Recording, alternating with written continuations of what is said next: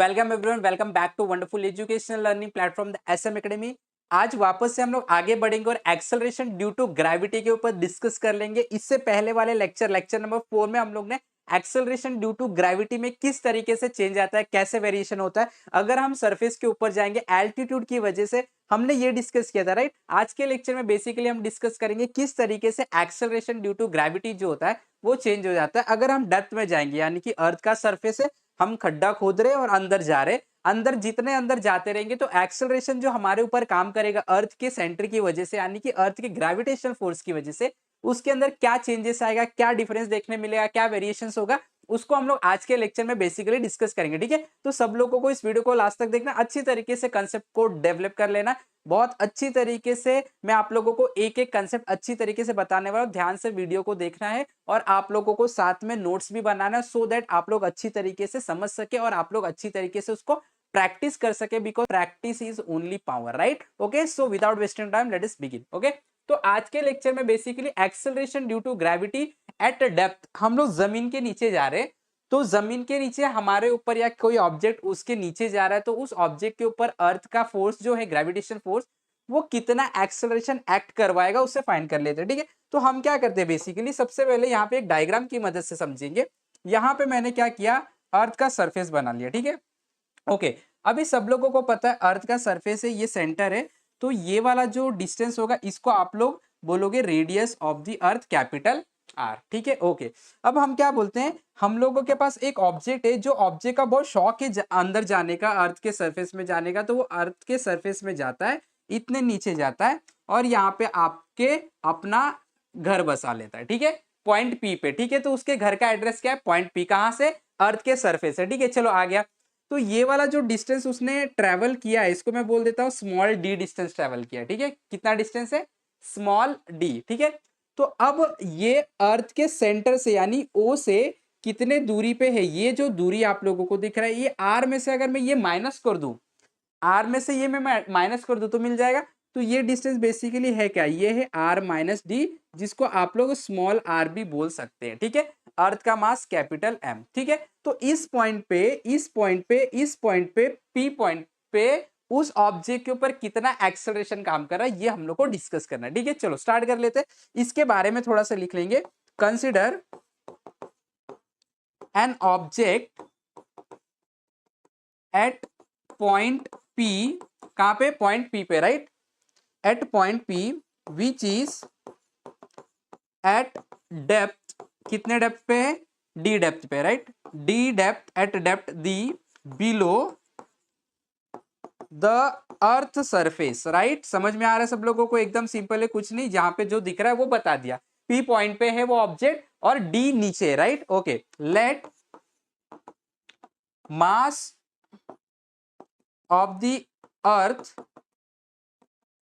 B capital M. ठीक है, earth का मास कैपिटल एम है, and radius of earth is capital R. ठीक है, अब अर्थ के सेंटर से पॉइंट पी कितने दूरी पे, आर माइनस डी। ठीक है, तो लेट द ऑब्जेक्ट इज, यहां पे लिख देता, कोई प्रॉब्लम नहीं, at distance small R which is equal to R minus D from centre of the earth, centre of the earth. ठीक है, तो अगर ये ऑब्जेक्ट अर्थ के सरफेस पे रहता तो इसके ऊपर कितना एक्सेलरेशन काम करता है उसके बारे में बता लो। तो हम लोगों को पता है, देखो, acceleration due to gravity on object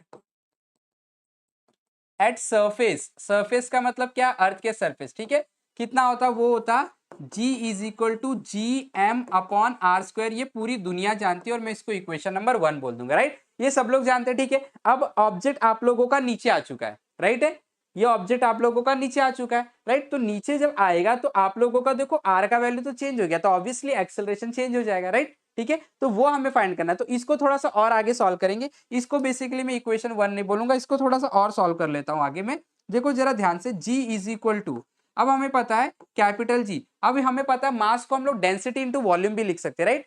तो मास को मैंने लिख दिया डेंसिटी वॉल्यूम। अब अर्थ जो है वो कैसा है, स्पीयर है, राइट, स्पेरिकल। तो अर्थ स्पीयर है, तो स्पीयर का जो वॉल्यूम होता है वो होता है 4/3 पाए आर, यानी कि अर्थ का रेडियस का क्यूब। क्लियर हो गया।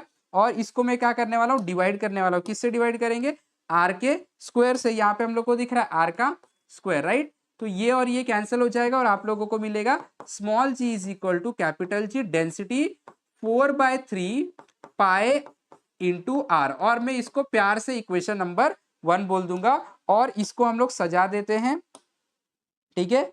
यहाँ पे हम लोग बोल देते हैं ये हमारा इक्वेशन नंबर 1 है, जो कि एक्सेलरेशन के बारे में बता रहा on the surface of the earth. Clear, आगे बढ़ते। अब जब ऑब्जेक्ट आपका डेप्थ में चला गया, ऑब्जेक्ट डी डिस्टेंस नीचे आ गया, तो वहां पे अगर आप देखोगे, ध्यान से देखना, ये अब आप लोगों का इतना जो पार्ट है,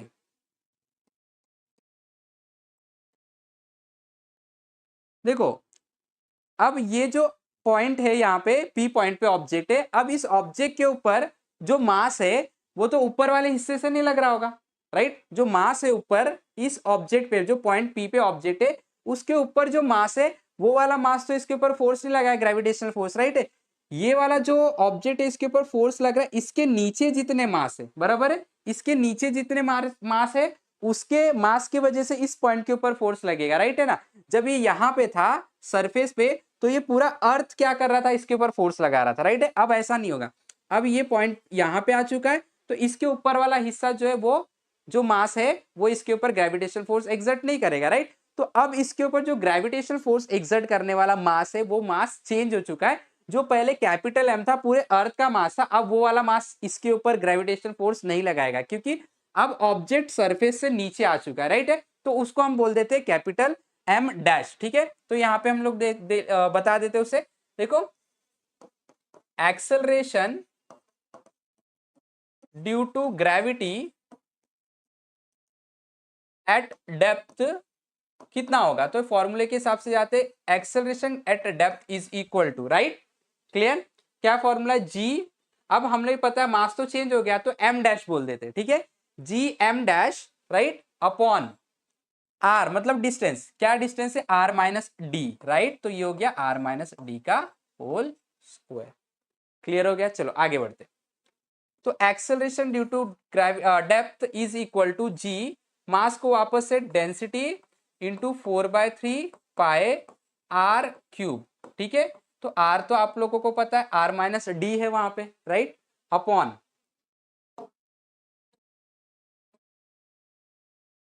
ठीक है। अब देखो आर माइनस डी का होल स्क्वायर, तो ये और ये कैंसिल हो जाएगा और आपको मिलेगा acceleration at depth is equal to G density 4/3 pi, right, are minus D. और इसको मैं बोल दूंगा प्यार से इक्वेशन नंबर 2, ठीक है। तो ये बात का ध्यान रखना, यहाँ पे मास बदल जाएगा, जो मास एग्जर्ट करने वाला है ग्रेविटेशनल फोर्स वो मास सिर्फ इस ऑब्जेक्ट के नीचे वाला हिस्सा करने वाला, ऊपर वाला नहीं करने वाला, राइट। ओके, चलो आगे बढ़ते हैं। ये इक्वेशन 2 और 1 को डिवाइड कर देता हूं मैं, from equation 2 and 1। Clear, right, okay. यहां पे हम लोग दोनों को डिवाइड करेंगे, तो ये क्या मिलेगा आप लोग को, G D upon G is equal to G D upon G, right. देखो G into density 4/3 pi R minus D, clear, upon ये R minus D, upon G का वैल्यू रख दो, जी डेंसिटी 4/3 पाए कैपिटल आर। तो आपको पता है ये पूरा टर्म और ये पूरा टर्म कैंसिल हो गया, राइट। और आप लोगों को मिलेगा, इसको मैं यहां पे कर देता हूं, G D, right, upon G is equal to R minus D, R minus D upon R, right. इसको सॉल्व करोगे, जी को उधर भेज दो तो ये मिल जाएगा acceleration due to gravity at depth is equal to G into R upon R, क्या हो जाएगा 1 हो जाएगा, और ये हो जाएगा डी अपॉन आर। और इस फॉर्मूले से आप लोग फाइंड कर सकते हैं कितना एक्सेलरेशन किसी भी ऑब्जेक्ट के ऊपर काम करता है अगर वो किसी डेप्थ के अंदर, किसी पर्टिकुलर डिस्टेंस पे डेप्थ के अंदर चला गया, राइट। तो इस फॉर्मूले से you can calculate the acceleration due to gravity at depth. तो आई होप कि सब लोग को ये समझ में आ गया। ये एग्जाम में बेसिकली 3 मार्क्स के लिए क्वेश्चन पूछा जाता है और इसके ऊपर बेसिकली ज़्यादा से ज़्यादा जो है वो न्यूमेरिकल्स क्वेश्चन बनते हैं। तो अच्छी तरीके से इसको प्रिपेयर कर लो। एक्सेलरेशन ड्यू टू एल्टीट्यूड भी आपको प्रिपेयर करना है और इसके जो नेक्स्ट लेक्चर आने वाला है, इसके बाद जो लेक्चर आने वाला है उसके अंदर acceleration due to gravity due to latitude यानी कि shape of the earth rotation की वजह से कैसे होता है वेरी उसके बारे में डिस्कस करेंगे। टिल देन अच्छी तरीके से उसको प्रैक्टिस कर लो, कॉन्फिडेंस हो जाओ, बार-बार प्रैक्टिस करो और मास्टर बन जाओ इस टॉपिक में। अगर आप लोग को वीडियो पसंद आया तो फटाफट लाइक करना है, शेयर करना है, चैनल पे नए तो सब्सक्राइब करना, हमारे साथ जुड़े रहे, सीखते रहे। Have wonderful day, have wonderful learning. Thank you very much.